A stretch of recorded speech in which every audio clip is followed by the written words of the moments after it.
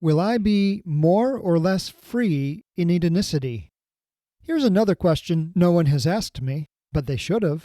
Edenicity seems like a utopia, which conjures visions of societies that tried too hard and became dystopias.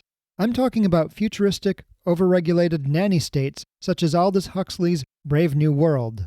Huxley's world was completely in your face all the time, shaping your behavior and desires constantly from well before birth to your dying breath.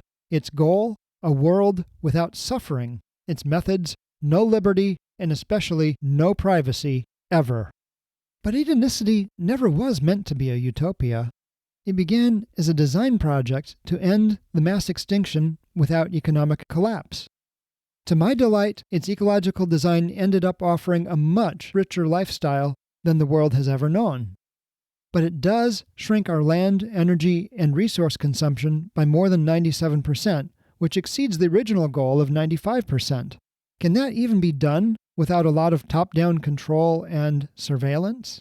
And bear in mind that your privacy is already being infringed big time by powerful entities that don't even care about the environment or ending suffering.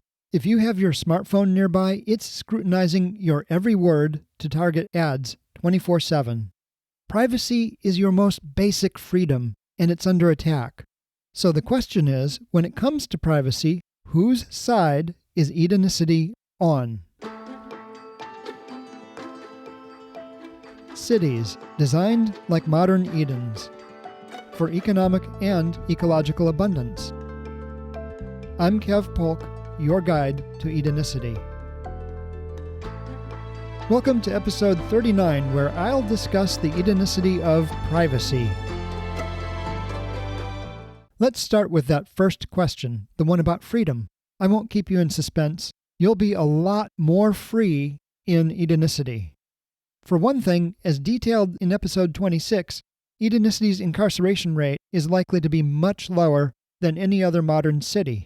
Less jail equals more freedom. That's pretty basic.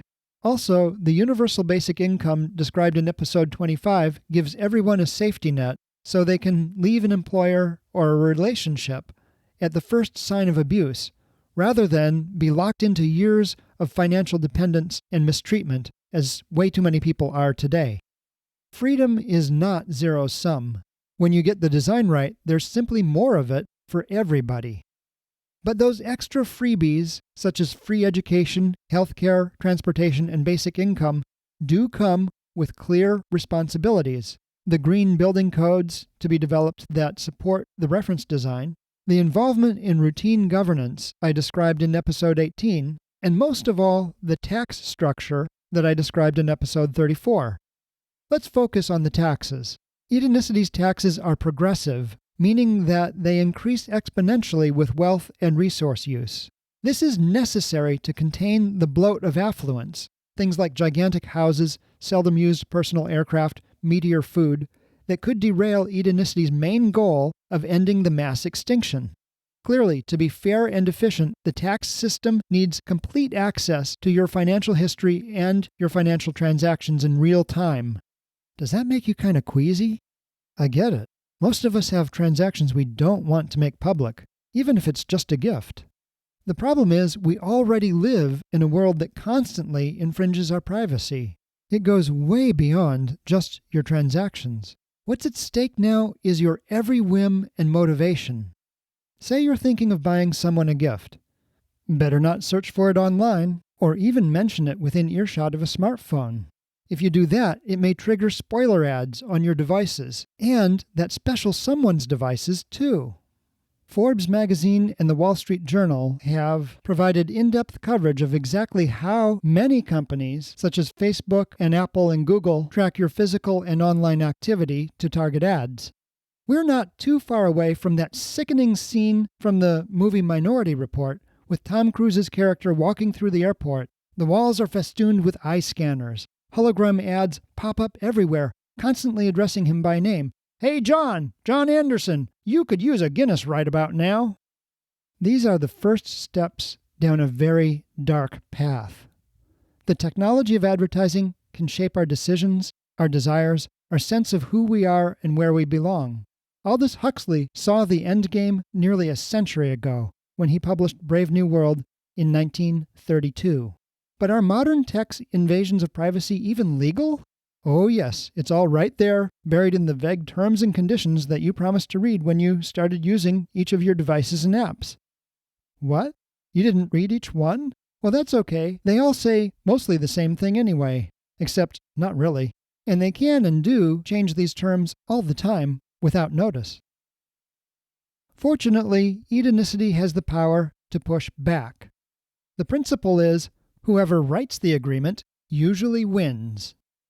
Edenicities, either individually, in blocks, or throughout the whole franchise, should create standard legal terms and conditions that nip these invasions of privacy in the bud.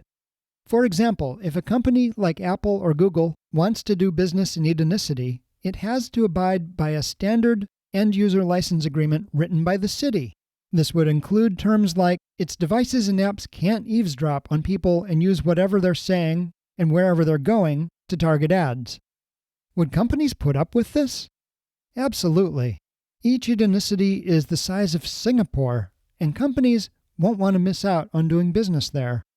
Many tech companies will even relocate to Edenicity because of its booming economy. All those freebies we mentioned earlier create a super affordable lifestyle that gives companies that locate there a huge recruiting edge over their competitors. Sure, companies will push back and negotiate, but especially as Edenicity grows, it will gain power. Many services that we buy individually, such as broadband Wi-Fi, and some we can't buy individually, such as truly private ad-free search, could be bid competitively at the city level in large blocks and provided to the public as a utility at much lower cost. What's to keep Edenicity itself from falling victim to corruption? Well, its political structure is much more dynamic and democratic than the status quo. Episode 18 again. And accountability flows very quickly up and down the line. We're talking about less than a week from block-level meetings to city-level decisions. And corrupt actors can be removed immediately when identified at each level. This is a politically inclusive process facilitated by the physical layout of the city. If the public wants, their city could buy a default option to turn off ads throughout entire services as big as app stores and search engines, and the ability to conduct random privacy audits of these companies so they don't do anything sneaky with your data. Okay, but what about those taxes? An ecologically weighted tax system needs to be designed to do two things well: accurately judge the cumulative ecological toll of each purchase, and maintain privacy. This can be done algorithmically and kept encrypted, especially if financial transactions go through a central bank or banks made accountable to the city government. There's a huge upside to this. You don't have an annual tax event, such as a filing deadline, with all the time, expense, and worry that involves. It's all handled in real time for you, so it doesn't interrupt the flow of your life. You can look up what you're paying at any time and how you're contributing to society. And remember, Edenicity's political structure gives you a direct voice every week. Think back to that invasive advertising scene from Minority Report. Isn't it amazing how powerless Tom Cruise's character is? Here's this tough cop, and he can barely find his way through a maze of ads. That's the same helplessness I noted among billionaires designing their doomsday bunkers in episode 11. Despite their immense wealth, they felt like helpless cogs in a vast economic and political machine careening towards self-destruction.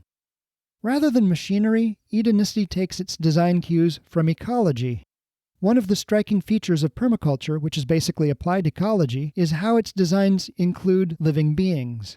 Unlike machines, living beings have an endless capacity to negotiate and renegotiate complex relationships with each other and the world around them. This capacity drives every aspect of Edenicity's design. Rather than try and turn anyone into a cog, its layout provides more of what everyone needs to thrive, while reversing the environmental harms of society as a whole. This is the exact opposite of what climate deniers fear: an unelected global elite hell-bent on taking away everyone else's freedoms and putting them on an involuntary conservation diet. Edenicity is a housing option where you have more freedom and security than anyone has ever enjoyed before. What kinds of freedom and security? Every kind: physical, social, economic, and political. And that comes with far more power to demand and get privacy. If you enjoyed episode 39, please use the share button in your podcast player to let your friends know about it on social media. And be sure to join me next time when we'll rate the economic freedoms and ecological security, that is to say the Edenicity, of where you live now. I'm Kev Polk, and this has been Edenicity.